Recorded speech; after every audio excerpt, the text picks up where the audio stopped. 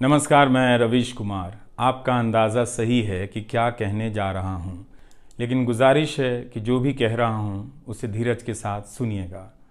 भारत की पत्रकारिता में स्वर्ण युग तो कभी था भी नहीं, लेकिन आज के दौर की तरह भस्म युग भी नहीं था। भस्म युग से मेरा मतलब है जहाँ इस पेशे की हर अच्छी बात तेज़ गति से भस्म की जा रही हो। यह दिन भी आना ही था। इस देश में अलग अलग नाम वाले अनेक चैनल हो गए हैं, मगर सब हैं तो गोदी मीडिया ही। उसका परिवेश, उसका इकोसिस्टम, पत्रकारिता का और माहौल सब खत्म कर दिया गया है।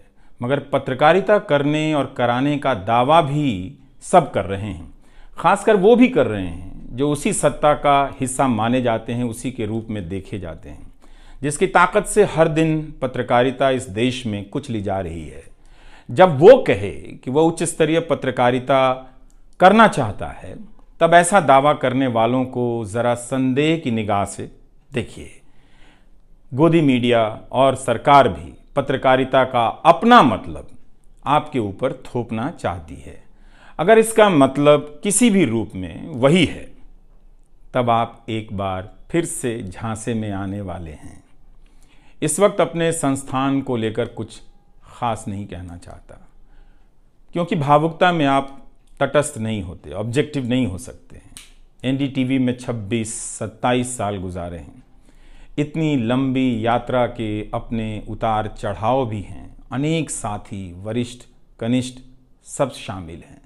कितने लोगों ने साथ दिया है। इन अनुभवों के बारे में कभी भी वस्तुनिष्ठ तरीके से नहीं बोला जा सकता, और आज के दिन तो बिल्कुल नहीं, क्योंकि कई बार तथ्यों के साथ भावनाएं मिल जाती हैं और भावनाओं के तूफान में बहुत सारे तथ्य छूट जाते हैं। बेहतर है कि इसे संक्षिप्त ही रहने दिया जाए। जो आदरणीय शख्स हैं उन्हें मैं याद कर ही रहा हूँ। काफ़ी सारी शानदार यादें हैं एनडीटीवी में, अब दोस्तों के बीच सुनने सुनाने के काम आएंगी। आज के दिन किसी एक व्यक्ति का नाम लेना मुश्किल हो रहा है, तब जब आपके पेशेवर जीवन में अनेक लोगों का हाथ हो, कैसे एक का नाम ले सकते हैं। मैं जानता हूं कि पूर्व सहयोगी, मौजूदा सहयोगी सब मुझ में अपना हिस्सा देखते हैं, और वो सही भी है। मुझे सभी से कुछ ना कुछ मिला है। मैं सबका ही आभारी हूं। इसलिए एक का जिक्र कर बाकी को छोड़कर आप न्याय नहीं कर सकते, खासकर ऐसे दिन। वैसे भी इस वक्त तो हर चेहरा ही अच्छा नज़र आ रहा है, क्योंकि सबने मेरे अनुभवों को, मेरे जीवन को समृद्ध किया है। बेटी विदा होती है तो वो दूर तक पीछे मुड़कर मायके को देखती रहती है। मैं इसी स्थिति में हूँ। अभी मुड़कर देख लेने दीजिए, फिर कभी विस्तार से एनडीटीवी की बात करूँगा, लोगों के बारे में और एनडीटीवी के बारे में, डॉक्टर रॉय, राधिका रॉय के बारे में भी। मैं कई लोगों की प्रतिक्रियाएं पढ़ रहा था। बहुत सी बातें तो मुझे आज ही पता चली। हैरानी हुई कि हर किसी के पास एनडीटीवी का एक अलग ही किस्सा है। वाकई उन 27 वर्षों के बारे में ठहर कर और संभल कर बात करने की ज़रूरत है। एनडीटीवी ने एक चीज़ सिखाई कि टीवी में और टीवी का एक ही मतलब होता है, टीम। एंकरों के स्टार बनाए जाने के बाद यह धारणा टूट गई, मगर आज भी टीवी के बुनियाद में यही है कि जितनी अच्छी टीम होगी उतना अच्छा काम होगा। अभी इस बात को यहीं रहने देता हूँ, कभी किसी और वक्त के लिए, तब जब आप भावुक ना हों, तब जब मैं भावुक ना हूँ कि एनडीटीवी छूट रहा है। अगस्त 1996 में एनडीटीवी से औपचारिक रूप से जुड़ा था। अगस्त 1996 में ट्रांसलेटर के रूप में, अनुवादक के रूप में। लेकिन उसके पहले कई महीनों तक मैं यहाँ चिट्ठियाँ छांटता रहा। बोरे में चिट्ठियाँ आती थीं और मेरे पास रख दी जाती थीं। तब दर्शक पोस्ट बॉक्स में चिट्ठियाँ भेजा करते थे। देश भर से दर्शक अपने हाथों से अलग अलग कार्यक्रमों के एंकरों को लिखा करते थे। इन्हें पढ़ते हुए मैंने टीवी के कार्यक्रमों के आसपास दर्शकों को बनता देख रहा था। मेरा काम था उनकी बारीक नज़र से लिखी गई चिट्ठियों पर रिपोर्ट बनाना और एंकरों या कार्यक्रम के प्रोड्यूसर को सौंप देना। दिहाड़ी का काम था, उसी के हिसाब से मजदूरी मिलती थी, पैसे मिलते थे। मेरी ज़िंदगी में यह काम आज भी जारी है। आज भी आप मुझे सैकड़ों की संख्या में मैसेज लिखते हैं, हाथ से लिखी चिट्ठियां भी आती हैं, बहुत अच्छी लिखावट में। मैं ज़्यादातर मैसेज पढ़ता भी हूँ और सभी के नहीं तो बहुतों के जवाब देने की कोशिश करता हूँ। कई बार तो अपनी निराशा भी आपसे साझा कर देता हूँ। मैं आपके बीच आकर अपने मन का भाव नहीं छिपाता, क्योंकि मैं आपके बीच बताने के लिए आता हूँ। अगर खुद को ही छिपाने लगा तो वो पूरा बताना नहीं होता है। मुझे तो लगता है कि कई हजार दर्शकों के पास मेरे लिखे हुए जवाब होंगे। उंगलियों में दर्द रहने के कारण इन दिनों जवाब देना कम कर दिया है। तो एक तरह से जिन चिट्ठियों से एनडीटीवी में मेरी शुरुआत होती है, उनका आना जाना आज भी जारी है, आज तक जारी था। वो काम आगे भी जारी रहेगा, लेकिन इतने सारे सुझावों, जवाबों, अपेक्षाओं, शिकायतों और डांट के बीच सोना, जागना और जीना मुझे आपके हवाले करता चला गया। मैं खुद के पास तो रहा ही नहीं, आपके बीच गया तो घर ही नहीं लौटा। शायद अब कुछ वक्त मिलेगा खुद के साथ रहने का। आज की शाम एक ऐसी शाम है जहां चिड़िया को उसका घोंसला नज़र नहीं आ रहा, क्योंकि कोई और उसका घोंसला ले गया है, मगर उसके सामने थक जाने तक एक खुला आसमान ज़रूर नज़र आ रहा है। तो खैर, उसके बाद अनुवादक बना और कई पत्रकारों की रिपोर्ट का अंग्रेज़ी से हिंदी में अनुवाद करता रहा। इसके बाद मैं रिपोर्टर बन गया और फिर मेरी दैनिक रिपोर्ट की अलग यात्रा शुरू होती है। रवीश की रिपोर्ट से काफ़ी कुछ सीखने को मिला। तो इस तरह से ये एनडीटीवी में ही संभव हुआ कि एक चिट्ठी छांटने वाला इसके एक चैनल का ग्रुप एडिटर, समूह संपादक बनता है और आज उसे छोड़ रहा है, इस्तीफा दे रहा है। बहुत बड़ी बड़ी शक्तियाँ पीछे खड़ी हैं इस एक पत्रकार के पीछे। तो स्वाभाविक है कि ये नौबत आनी थी, इसका अंदाज़ा मुझे पहले भी था। लेकिन जिस दिन आता है उस दिन अच्छा तो नहीं लगता है। लेकिन मैं आपसे यह भी कहना चाहता हूँ कि जब भी मेरे बारे में मूल्यांकन करें, इस बात की सहानुभूति मुझसे ना रखें कि मैं चिट्ठी छांटता था। मैं उनकी तरह नहीं हूँ कि अचानक चाय बेचने की बात करने लग गया। उतर रहा हूँ जहाज से, बात कर रहा हूँ चाय बेचने की। सहानुभूति के लिए या फिर अपने संघर्ष को महान बताने के लिए मैं ऐसा नहीं करना चाहता। इस देश में हर किसी का संघर्ष ही पहाड़ चढ़ने के जैसा है। आप एम्स के बाहर मरीज जो खड़े हैं, उनके परिजन जो खड़े हैं, उनसे मिल लीजिए। आपको पता चल जाएगा कि उनकी चुनौतियां कितनी बड़ी हैं और आपका दुख कितना कम है, छोटा है। लेकिन आज के दिन मैं आप सभी के बीच दर्शकों की बात करना चाहता हूं। इस दौर में कुर्सी पर बैठे किरदारों को टूटते हुए देखा, सबने देखा। संस्थाओं को भस्म होते देखा, आपने देखा। नफरती तूफान में लोगों को भटकते देखा, मगर मैंने इसी दौर में एक नई संस्था भी बनते देखी है। वह संस्था है जनता की संस्था, दर्शकों की संस्था। दर्शक ही अपने आप में इंस्टीट्यूशन बन जाते हैं।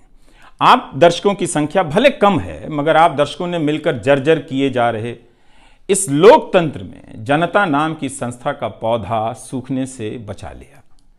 एनडीटीवी में मुझे जब भी अवसर मिला मैंने जान लगा दी। मैंने कभी उन अवसरों को अपने लिए नहीं देखा, बल्कि यही सोचा कि ये अवसर मुझे आप दर्शकों के लिए मिला है, इसलिए उन सभी अवसरों को आप दर्शकों की कहानियों से भरता चला गया और मैं आप दर्शकों का होता चला गया। आपका दावा मुझ पर बहुत बड़ा है, मैं जानता हूँ। आप मुझ पर बहुत दावा रखते हैं। मेरे आसपास आप दर्शकों की वजह से एक न्यूज़ रूम बन गया था, पब्लिक न्यूज़ रूम, जो दफ्तर के भीतर नहीं, आपके घरों में था, आपके दिमाग में था। दुनिया भर में फैले कितने दर्शकों ने आगे आकर मेरी मदद की है। आपने कभी मुझसे पैसे भी नहीं मांगे, कभी एहसान तक नहीं जताया। विदेशों में मेरे लिए वीडियो रिकॉर्ड किया, रिसर्च किया। मेरा हर कार्यक्रम किसी न किसी दर्शक के सहयोग का उदाहरण है। आप दर्शकों ने मेरी जानकारियों को दुरुस्त किया है, गलती की है तो डांटा भी है और काफ़ी कुछ उसमें जोड़ भी दिया है। कई सारे एक्सपर्ट, कई सारे छात्र, कई सारे प्रवासी भारतीय, स्थानीय भारतीय दर्शक बनने के साथ साथ मेरा साथ दे रहे थे और पत्रकार भी बन रहे थे और इस पेशे के एक छोटे से द्वीप को बचा रहे थे। इस प्रक्रिया को बिखरते देखना, दर्शकों के बनने की प्रक्रिया को बिखरते देखना और फिर से बनते देखना बहुत सुखद अनुभव रहा। आप दर्शकों में से कईयों ने मेरे लिए अलग अलग भाषाओं से अनुवाद तक कर दिया। संसाधनों की हमेशा मेरे पास कमी रही, मगर आप सभी ने मिलकर पूरी कर दी, सिर्फ इसलिए कि प्राइम टाइम में जो भी जाए ठीक से जाए। वो मेरा नहीं, आपका प्राइम टाइम था। कभी खराब शो कर दिया तो आपने अपनी निराशा बताने में कोई संकोच नहीं की। आप वाकई लाजवाब हैं। दर्शक ही मेरे नियमित संपादक हैं, निरंतर संपादक हैं आप दर्शक मेरे। मैं अक्सर कहता हूं कि एक पेड़ में कई बारिशों का पानी होता है। आपके जैसे दर्शकों के होने में ही किसी रवीश कुमार का होना है। आप हर मौसम में बरसात बनकर आ जाते हैं, सूखते पेड़ों को हरा करने आ जाते हैं। आज आपकी बदौलत यूट्यूब पर, ट्विटर पर कितने ही पत्रकार खड़े हो गए। आप उन सभी के पीछे खड़े हैं। आज कई वेबसाइट हैं जिन्हें आप सब्सक्रिप्शन के बहाने आर्थिक मदद देते हैं। जब लोकतंत्र में एक भी संस्था नजर नहीं आ रही थी, अदालतें कमजोर नजर आ रही थी, आ रही हैं, आप दर्शक नजर आ रहे थे। आज के दौर में आप ही पत्रकारिता के सबसे बड़े संस्थान हैं। पत्रकारिता अब संस्थानों में नहीं बची है, आप जैसे दर्शकों के बीच बची हुई है, जिनकी मदद से आज पत्रकार सवाल पूछ रहे हैं। यही आपका इस वक्त में सबसे बड़ा योगदान है। हो सकता है कि कोई जनता की आवाज को पूरी तरह कुचल दे, उसकी आवाज पर धार्मिक नफरतों की आंधी धूल को भर दे, ढक दे, लोकतंत्र को मिटा दे, मगर आप दर्शकों का होना हौसला देता है कि लोकतंत्र भले खत्म हो जाए, मगर उसकी चाहत कभी खत्म नहीं होगी, क्योंकि आप जैसे दर्शक अपनी जवाबदेही को, जिम्मेदारियों को बहुत खूब समझते हैं। इस मुश्किल वक्त में आपने एक पत्रकार पर भरोसा किया, उसे कितना प्यार दिया।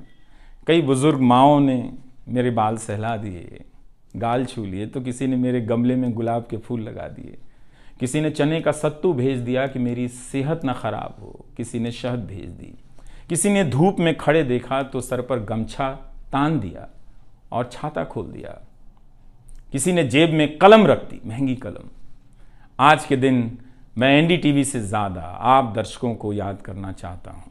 आपके बिना मैं कुछ नहीं कर पाता। मुझे आप दर्शकों पर नाज है। कई बार लगता है कि मैं संस्था का कम, आप दर्शकों का प्रतिनिधि ज़्यादा हूँ।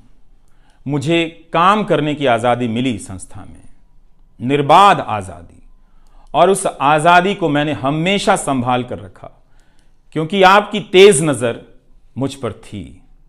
खुद को काफ़ी संभाला कि कुछ गलती ना आ जाए, कुछ मुझसे चूक ना हो और मुझ में अहंकार ना आ जाए और बदले में आज़ादी चली जाए।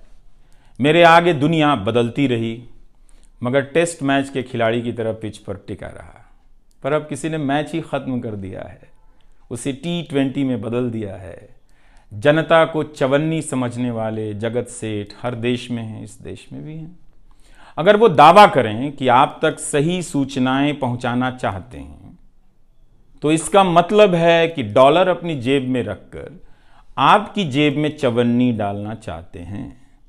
पत्रकार एक खबर लिख दे तो जगत सेठ मुकदमा कर देते हैं और फिर सत्संग में आकर प्रवचन भी देते हैं कि वे पत्रकारिता का भला चाहते हैं। आप दर्शक इतना तो अपना भला समझते होंगे। इसलिए आज मैं अपने संस्थान से ज़्यादा आप दर्शकों को याद करना चाहता हूं। मुझे हमेशा लगता था कि हिंदी का पत्रकार छत क्यों नहीं छू पाता है। ऐसा क्यों है? हिंदी पत्रकारिता के कई श्रेष्ठ संपादकों, पत्रकारों के कार्यों पर निगाह रहती थी, उनकी गहराई हैरान करती थी। फिर भी लगता था कि उनकी बात जमाने तक ठीक से नहीं पहुंची, पेशे के भीतर उन्हें उनकी जगह नहीं दी गई। पत्रकारिता का मतलब अंग्रेजी का पत्रकार होना हो गया। इसके कुछ ठोस कारण भी हैं, उनमें विस्तार से जाने का समय नहीं है, लेकिन तब भी हिंदी के जुझारू पत्रकार आसमान क्यों नहीं छू सकते हैं, यह बात कचोटती रही। इन सब बातों ने मेरे व्यवहार में काफ़ी बदलाव कर दिए। भाषा को संयमित किया, मर्यादित किया, ताकि हिंदी का प्रभाव कम ना हो। बहुत सजगता से अपना काम इस तरह से किया कि लोगों को, देश के किसी भी हिस्से के लोगों को मेरी हिंदी से प्यार हो जाए। मेरी मातृभाषा हिंदी नहीं है, भोजपुरी है। भोजपुरी गांव है मेरे लिए। हिंदी मेरे लिए भाषा का वो शहर है, पहला शहर, जहां मैं गांव से शहर आया था, लेकिन मुझे भारत के हर राज्य के दर्शकों से प्यार मिला है। हिंदी प्रदेशों की कुंठित राजनीति ने हिंदी को हथियार बना दिया। इससे हुआ कुछ नहीं, हिंदी को लेकर कुंठाएं ही बढ़ती चली गईं, किसी का भला नहीं हुआ। मैं उन सभी गैर हिंदी भाषी पत्रकारों, सामाजिक कार्यकर्ताओं, विद्वानों का शुक्रिया अदा करना चाहता हूं, जिन्होंने मेरी हिंदी को समृद्ध किया, जिन्होंने मेरे लिखे हुए का अपनी भाषा में अनुवाद किया और अपनी भाषा में लिखी हुई जानकारियों का मेरे लिए अनुवाद कर दिया मुफ्त में। कई बार लगता था कि अलग अलग डिब्बे जुड़ते जा रहे हैं और रेल बनती जा रही है। उर्दू, मलयालम, तमिल, कन्नड़ा, पंजाबी, गुजराती, मारवाड़ी, बंगाली, मराठी भाषा के पत्रकारों ने कितना कुछ जोड़ा है। यह बात कहीं हिंदी बनाम अंग्रेजी की तरफ ना मुड़ जाए, इसलिए कहना जरूरी है कि अंग्रेजी भाषा में लिखने वाले विद्वानों और पत्रकारों ने मेरी खुलकर मदद की है, मेरे साथ बराबरी का व्यवहार किया। जो नहीं कर सके, ऐसे हैं, उनका क्या हिसाब करना, उनका क्या रोना, मगर जो बराबरी के साथ पेश आते रहे, उनका आभार व्यक्त करना चाहिए। उन सभी ने अपना श्रेष्ठ मुझसे साझा किया, किताबें दी, अवसर बताए, मेरे लेख का अनुवाद तक कर दिया, ज्यादा लोगों तक पहुंचा दिया। मेरे जीवन में इतिहास के मेरे शिक्षकों का बहुत योगदान है। मेरे शिक्षक मेरी जान है। मैं चाहता हूं कि आप मेरे जरिए मेरे पीछे खड़े अनगिनत लोगों के बारे में जानें, उन्हें भी देखें। और दोस्तों को कौन भूल सकता है, बहुत अच्छे अच्छे दोस्त मिले, कम मिले लेकिन मिले। आप जनता के बीच जाने के तमाम अवसर मेरे लिए बहुत खास हैं। तमाम आंदोलनों को कवर करने गया, आपके बीच जाते ही जो चीज़ खास नज़र आती थी वो है एक पत्रकार के प्रति आपका विश्वास, आपकी समझ। आप लोगों से मैं घिर जाता था। आपके भीतर कितना कुछ बहने लग जाता था, जिसे एक राज्य को सुनना चाहिए, जिसे सुनाने के लिए पत्रकार से अच्छा कोई जरिया नहीं। मुझे आपके बीच आकर हमेशा लगा कि आप सरकार को कैसे देखते हैं, और मैं उस नजर से सरकार को देखने लगा। इसी का भरोसा है कि आपकी सक्रियता में ही भारत का लोकतंत्र धड़कता है। शाहीन बाग और किसान आंदोलन की जिद में मुझे सूरज की रोशनी दिखाई देती है। आपको जनता बनते हुए देखा है। मेरा विश्वास गहरा होता चला है कि तंत्र भले खत्म हो जाए, लेकिन जनता के बीच जन बचा हुआ है। एक दिन यही जन आज से बेहतर तंत्र बना लेगा। आज कुछ लोगों को यकीन हो गया है कि सारा तंत्र उनके कब्जे में है। अब जन का कोई मोल नहीं। मीडिया को खत्म कर विपक्ष और जनता को खत्म किया जा चुका है। ऐसा सही भी है, मगर यही शाश्वत नहीं है। एक ना एक दिन जब लोग अपनी नफरतों से जर्जर हो जाएंगे, उनकी नफरतें उनके शरीर से दरकने लग जाएंगी, तब उन्हें किसी नई जमीन की तलाश होगी, किसी पत्रकार की याद आएगी। नफरत की गुलामी से बाहर आने का रास्ता आप ही बनाएंगे, आपको ही बनाना है। एनडीटीवी में मैंने लिखना, बोलना सीखा, दिखना सीखा, अच्छे कपड़े पहनना सीखा, टाई पहननी सीखी। बस केवल डांस नहीं आया, क्योंकि काम से वक्त ही नहीं मिला। आप सीख लीजिएगा। आज के दिन मैं अपनी महिला सहयोगियों को खास तौर से याद करना चाहता हूँ।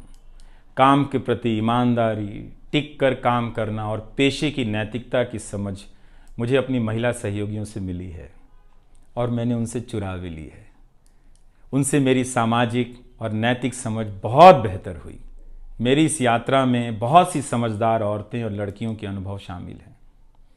मेरी जीवन साथी का भी, मेरी बेटियों का भी, मेरे सास ससुर ने बहुत साथ दिया ताकि मैं बाहर जाकर रिपोर्ट कर सकूं।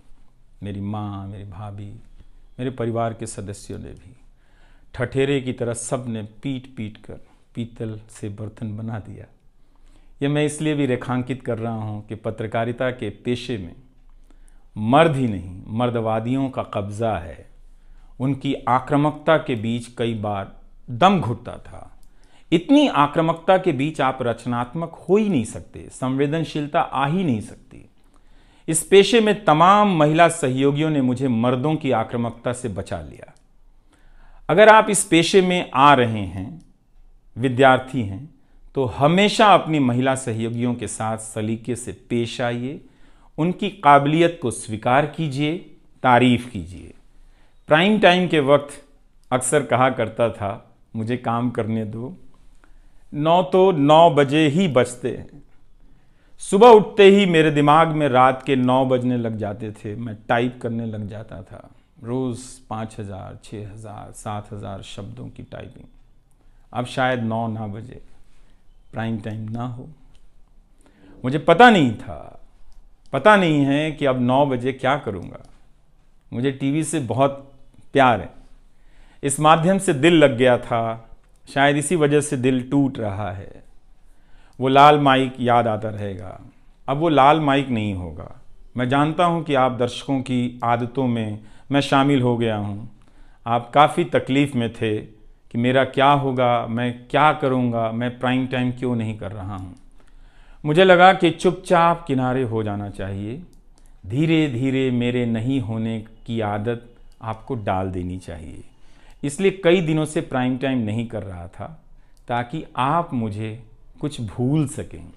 मगर आप हैं, मानते ही नहीं। हर रात 9 बजे के बाद मैसेज करने लग जाते हैं कि कहाँ हो, बीमार तो नहीं हो, सब ठीक तो है, एनडीटीवी में क्या चल रहा है, आप अच्छे हैं।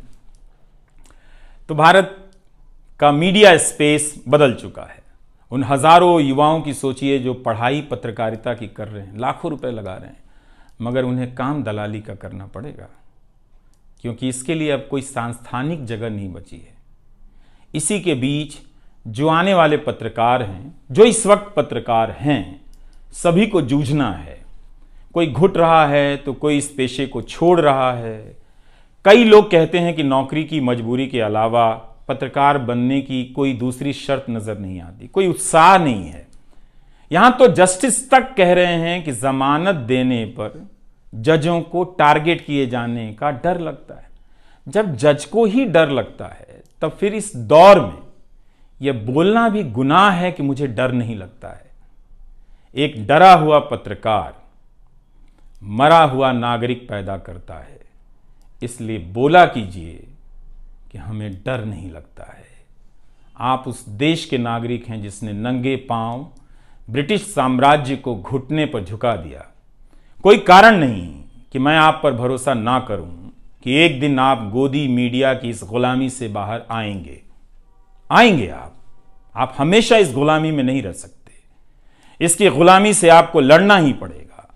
यह सबकी लड़ाई है। इस लड़ाई के बिना आप दुनिया में सर उठाकर नहीं चल सकते। आपकी यही पहचान होगी कि आजाद देश के गोदी मीडिया के गुलाम हैं।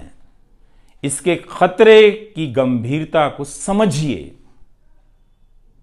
कानून की आड़ में अब अधिकार कुचले जा रहे हैं, अभिव्यक्तियों को रौंदा जा रहा है, ताकि सारे अवैध काम वैध नजर आए।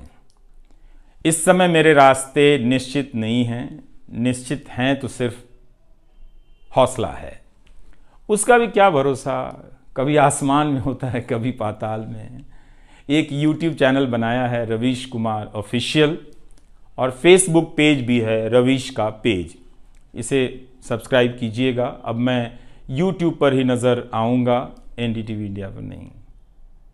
किसी संस्था के साथ मर्यादाएं बहुत अलग होती हैं, फ्रीलांस और आज़ाद जीवन की अलग। लेकिन इस बार परिवार के साथ थोड़ा वक्त बिताना चाहता हूँ, जीना चाहता हूँ। मैंने इस्तीफ़ा दे दिया है। नमस्कार, मैं रवीश कुमार अब आपको उस चैनल पर सुनाई नहीं देगा। नमस्कार, मैं रवीश कुमार।